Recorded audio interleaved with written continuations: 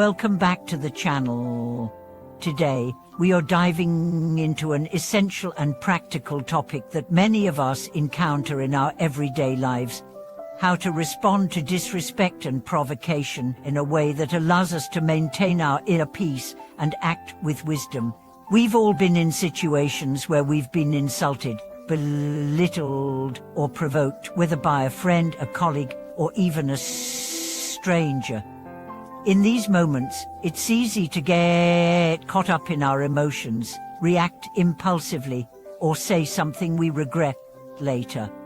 But what if I told you that there is a better way to respond to disrespect and provocation? A way that allows you to retain your dignity and mental clarity, while not giving in to the negative energy around you. Today, I share with you 3 powerful strategies that can help you stay calm and composed, even in the face of disrespect, and how to use those moments as opportunities for growth and self-reflection. We'll explore the wisdom behind these strategies, how they can be applied in real-life situations, and why they are so effective in helping us maintain control over our emotions and actions. The power of responding with calmness. In our world today, it's almost impossible to avoid conflict or confrontation. At some point, we will all face situations where people challenge us, belittle us, or provoke us. These moments often trigger strong emotional reactions: anger, frustration, hurt, or even humiliation. And when we're emotionally charged, our ability to think clearly diminishes, and we often act in ways that we later regret. But here's the secret: you don't have to react emotionally. In fact, by learning to respond with calmness and composure, you not only protect your peace of mind, but also gain respect from others. When you are calm, you are in control of the situation. You are not at the mercy of your emotions or someone else's provocations. Instead, you can respond with clarity, wisdom, and strength.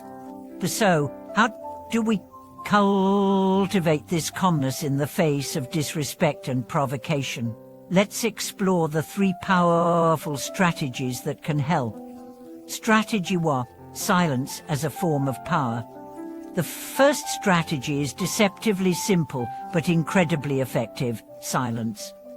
Silence is often seen as a passive response, but in reality, it can be one of the most powerful tools for diffusing conflict and regaining control of the situation. When we are provoked or disrespected, our natural inclination is often to retaliate with words or actions that defend our ego or try to win the argument. However, this often escalates the situation and leads to more frustration, misunderstanding, and hurt feelings. But when you choose silence, you take away the power that the provocateur has over you. By remaining silent, you prevent the situation from escalating further. You give yourself space to process your emotions and think clearly about how you want to respond. Often, when we are insulted or provoked, we are reacting to the emotional charge of the moment.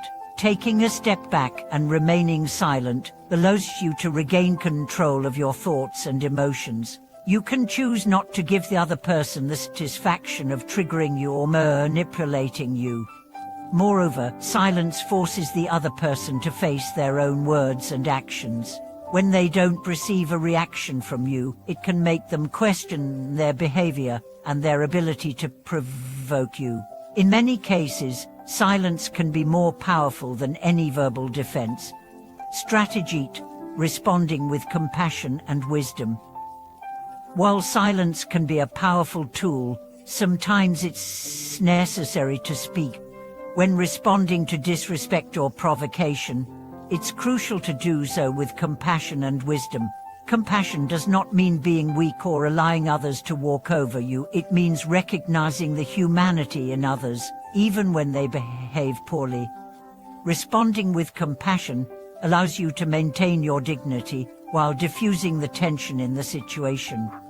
When we respond to provocation with anger or frustration, we allow the other person's negative energy to control us. But when we respond with compassion, we take the high road. Compassion doesn't mean excusing bad behavior, but rather choosing to not be consumed by the negativity. It allows us to understand that the other person's disrespect may come from their own pain or insecurities. In these situations, you can respond calmly and assertively, while still maintaining respect for both yourself and the other person. For example, if someone insults you, instead of responding with a defensive or hurtful remark, you could calmly say something like, "I can see that you're upset, but I don't think this is the best way to communicate." This response does not engage in the negativity or escalate the conflict, but it also sets clear boundaries and invites a more respectful exchange.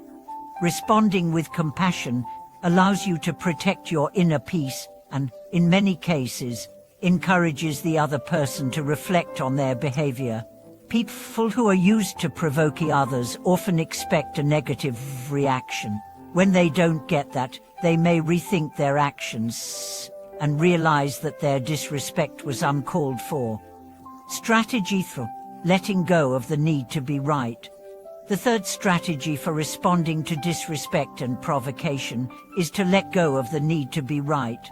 This is one of the hardest strategies to practice because, as humans, we often feel that we must defend our honor, our opinions, or our integrity when challenged. However, constantly trying to prove that we are right only fuels the conflict and keeps us trapped in an ego-driven struggle.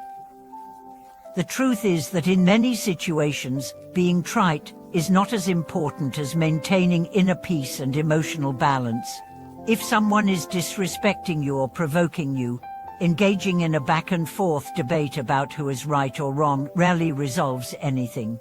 Instead, it often results in a cycle of blame, shame, and defensiveness, where both parties end up feeling hurt and misunderstood.